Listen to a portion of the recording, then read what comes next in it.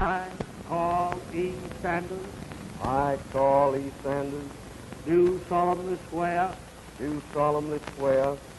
that I will faithfully execute the office of Governor of the State of Georgia, the office of Governor of the State of Georgia, and will, to the best of my ability, preserve, protect, and defend the Constitution thereof. We recognize our relation to the government of the United States of America, the supremacy of its Constitution, the union of states thereunder, and the constitutional laws thereof. And we shall ever be true and faithful maintainers of white supremacy, and will strenuously oppose any compromise thereof in any and all things. And that I will support the Constitution of the United States and the State of Georgia. and the State of Georgia. I do further solemnly swear that I am not a member of the Communist Party, and that I have no sympathy for the doctrines of communism, and will not lend my aid, my support, my advice, my counsel, or my influence to the Communist Party, to the teachings of communism, so help me God. Are you a native-born white Gentile American citizen? Yes. Do you believe in the tenets of the Christian religion? Yes. Do you esteem the United States of America and its institutions above any other government, civil, political, or athletical in the whole world? Yes. I'll ask you to kneel on your right knee. And one and all, let us pray. Your Excellency, I am happy to be the first to thus address you, and may God grant to you and to the Commonwealth a wise and successful administration.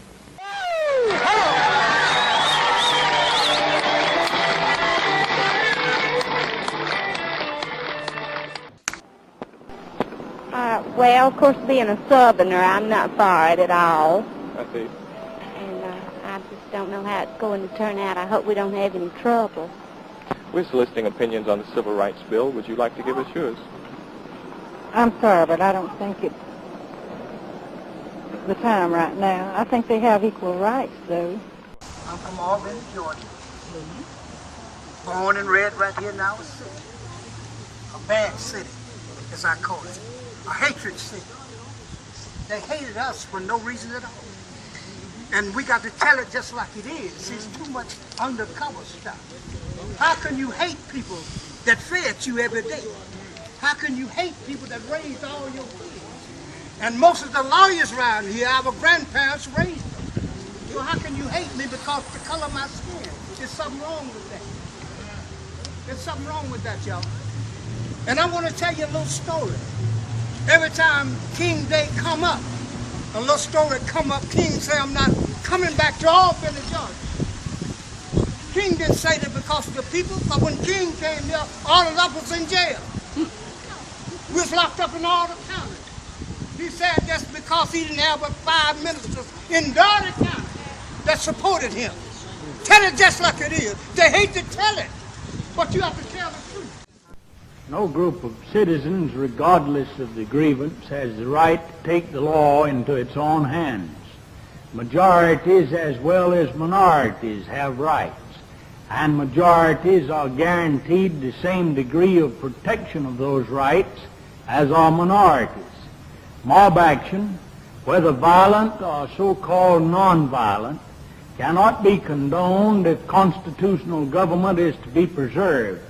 There can be no compromise with those who preach and practice it without creating anarchy. Those who have sought to intimidate constituted authority in Albany in recent months have engaged in a cold, calculated effort to damage the United States in foreign affairs and to set race upon race in Georgia. the South, and the nation. Chief among the groups forming this strife is the Congress of Racial Equality, which, as I pointed out last year, has 9 members of its National Advisory Committee who have records of affiliation or identification with subversive groups and activities. Whether groups or acting by design, the members of CORE and the allied organizations, or by their actions in Albany, Georgia, playing directly into the hands of the communists. Cold, grease, grits, stale bread for breakfast. Lunch we had not a peanut butter and jelly sandwich, but we just had a stale piece of bread and some peanut butter spread on it. Thank God for our parents and the people who knew where we were. My mama found out. And they sent us boxes of food, boxes of toiletries, because, I mean, girls at the bottom. And there were young ladies who needed certain things. And they brought them to us. There was no discord.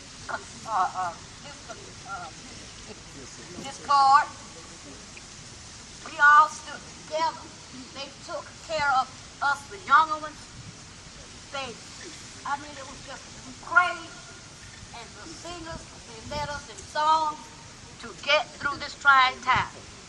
I don't know how long they stayed, but I stayed 2 weeks, and I couldn't stay any longer. The bed bugs, and the red ticks, and all those things would eat me up, and I just ended up home. My mama came and got me. We didn't have to sign a bar or anything like that, but we had to send a message to let them know that we were not giving up, and we were going to continue this struggle.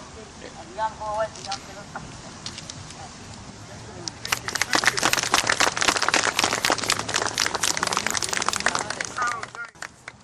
I'm not down here today to rabble rouse. I'm not down here today to engage in any activity that would have any effect on what the courts of this state might do. But I am down here today to simply say that I believe in law and order. I believe in dignity and respect. I do not believe that politicians or political candidates ought to use incidents in which violence can and will erupt as a means of method of exciting the emotions of our people, but we ought to conduct our affairs within the framework of our courts. We ought to abide by our laws, and we ought to make progress under these laws.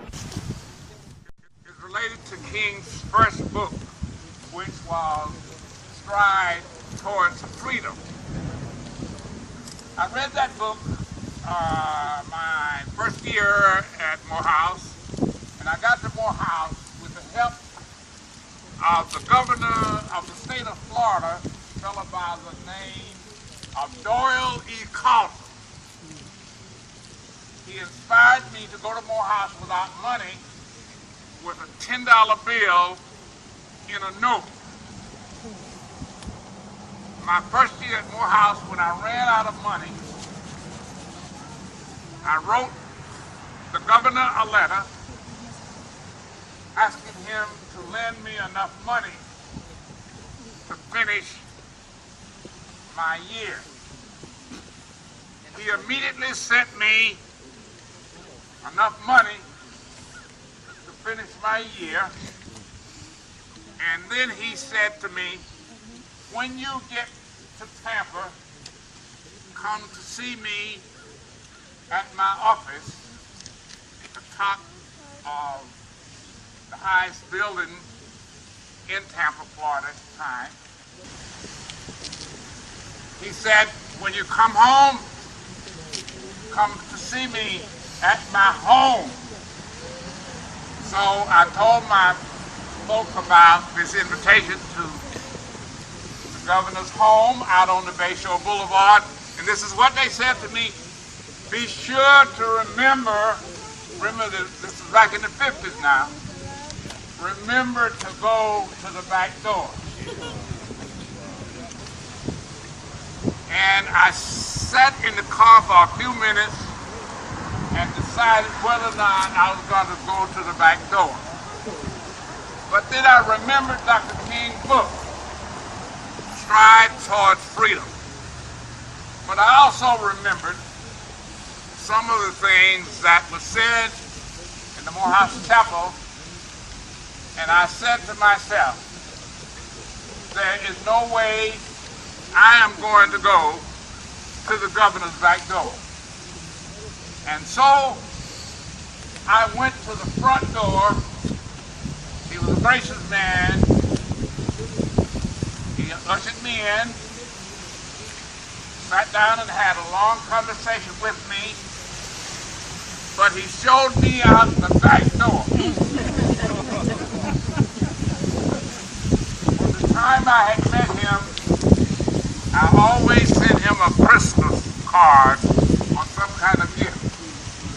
And the last gift that I sent to Mr. Coffin was Martin Luther King's book, Stride Towards Freedom. I never heard from him again.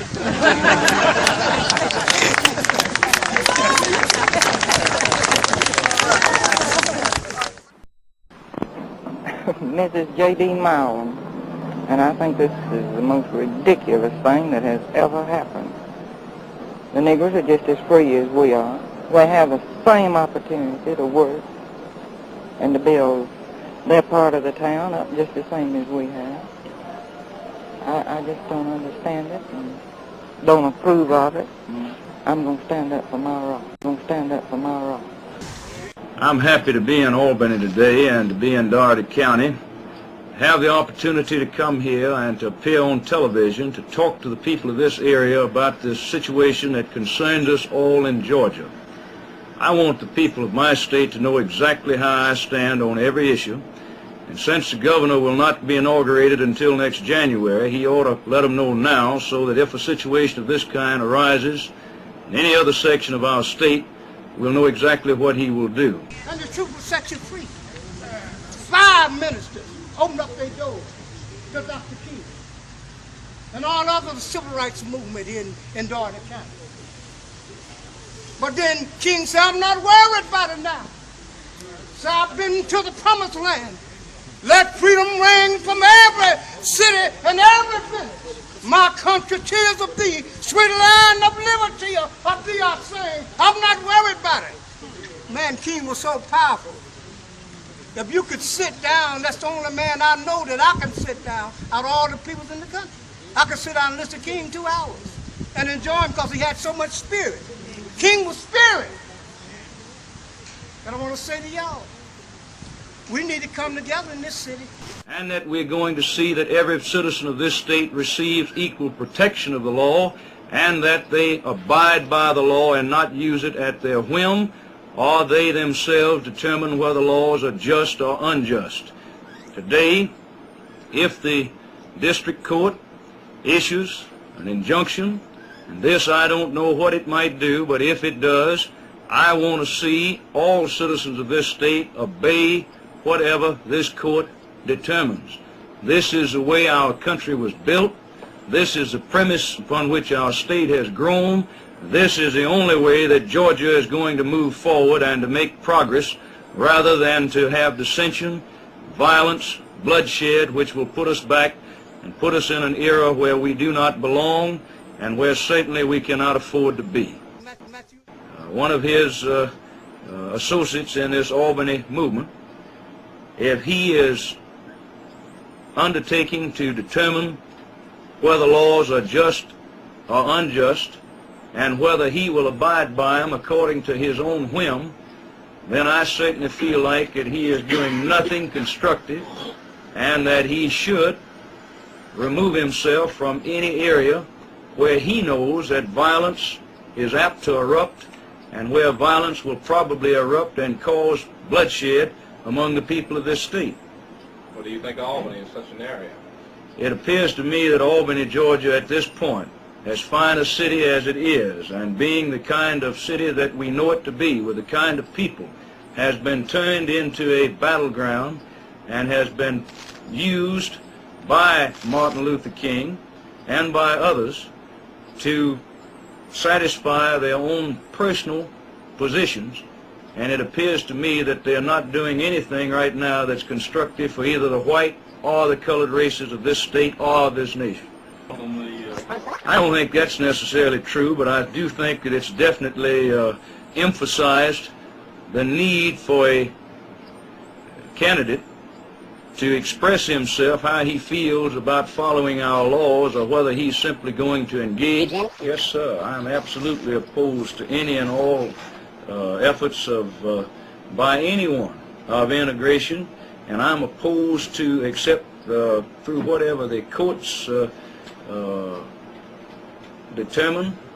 And I say courts, I mean courts, the laws of this state as well as any other law. And I'm not going to take the law into my own hands and let violence come upon our people, but I'm going to follow the law, and I'm going to see that everybody in this state follows it.